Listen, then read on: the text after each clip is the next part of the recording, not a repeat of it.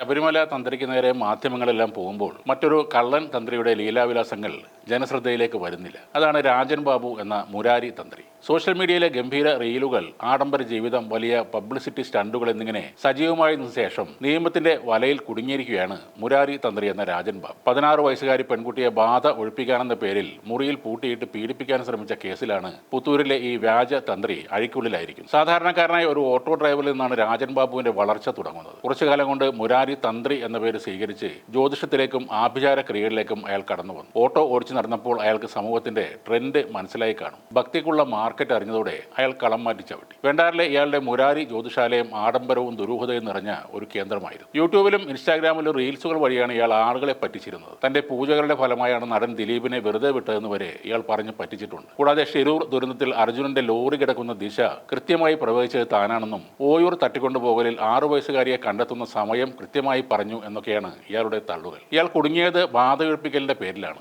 കൊല്ലം സ്വദേശിനിയായ 16-കാരിയും അമ്മയും ഇയാളുടെ അടുത്ത് വന്നു. കുട്ടിയുടെ ബാധ ഒഴിപ്പിക്കണമെന്ന് പറഞ്ഞ് അമ്മയെ പുറത്തിരുത്തി പെൺകുട്ടിയെ ഇയാൾ തന്റെ പ്രത്യേക മുറിയിലേക്ക് കൊണ്ടുപോയി. അവിടെ വെച്ച് കുട്ടിയെ കടന്നു പിടിക്കാനും ലൈംഗികമായി പീഡിപ്പിക്കാനും ശ്രമിക്കുകയായിരുന്നു. കുട്ടി ബഹളം വെച്ചതോടെ തന്ത്രി ഓടിക്കളഞ്ഞു. ഫോൺ സ്വിച്ച് ഓഫ് ചെയ്താണ് ഇയാൾ മുങ്ങിയത്. പിന്നീട് രാത്രി മുഴുവൻ നീണ്ട തെരച്ചിലിനൊടുവിൽ ഭരണിക്കാവിലെ ഒരു ലോഡ്ജിൽ ഇയാൾ ഒളിച്ചിരിക്കുന്നതായി സൂചനകൾ ലഭിച്ചു. അങ്ങനെ അവിടെ എത്തി രാജൻ ബാബുവിനെ പോലീസ് കീഴ്പ്പെടുത്തുകയായിരുന്നു. ഇയാളുടെ വെണ്ടാറിലെ ജ്യോതിഷാലയം നിർമ്മിച്ചത് കോടികൾ ചെലവിട്ടാണെന്ന് പറയപ്പെടുന്നു. ആഡംബര കാറുകളിൽ ഇയാളുടെ അടുത്തെത്തുന്ന VIP-കൾ ആരൊക്കെയാണെന്ന് പോലീസ് പരിശോധിക്കുന്നുണ്ട്. രാത്രികാലങ്ങളിൽ ഈ ജ്യോതിഷാലയത്തിൽ പതിവായി ദുരൂഹമായ പൂജകളും സദ്യകളും ഒക്കെ നടന്നിരുന്നതായി നാട്ടുകാർ പറയുന്നുണ്ട്. റീൽസ് കണ്ട് വീഴുന്ന ഇരകളായിരുന്നു മുരാരി തന്ത്രിയുടെ ഇടപാടുകാർ. കുടുംബ പ്രശ്നങ്ങൾ പരിഹരിക്കാൻ എത്തുന്ന സ്ത്രീകളെ നിങ്ങളുടെ കൂടെ ഒരു ബാധയുണ്ട്, ഇത് മാറ്റാതിരുന്നാൽ മക്കൾക്ക് ആപത്താണ് എന്ന് പറഞ്ഞ് ഇയാൾ ഭയപ്പെടുത്തും. ബാധ ഒഴിപ്പിക്കാൻ തനിച്ച് മുറിയിൽ വരണമെന്ന് നിർബന്ധിക്കുകയും ചെയ്യും. എന്നാൽ ഒരു 10ാം ക്ലാസ്സുകാരി പെൺകുട്ടി കാണിച്ച ധൈര്യമാണ് ഇയാളുടെ ഇത്രയും കാലത്തെ ക്രൂരതകൾ വെളിച്ചത്ത് കൊണ്ടുവന്നത്. നാട്ടിൽ ആദ്യം ചെറിയൊരു കടയാണ് ഇയാൾ തുടങ്ങിയത്. പിന്നീട് മൈക്ക് സെറ്റ് വാടക കൊടുക്കുകയും ചെയ്തിരുന്നു. പിന്നീട് രാജൻ ബാബു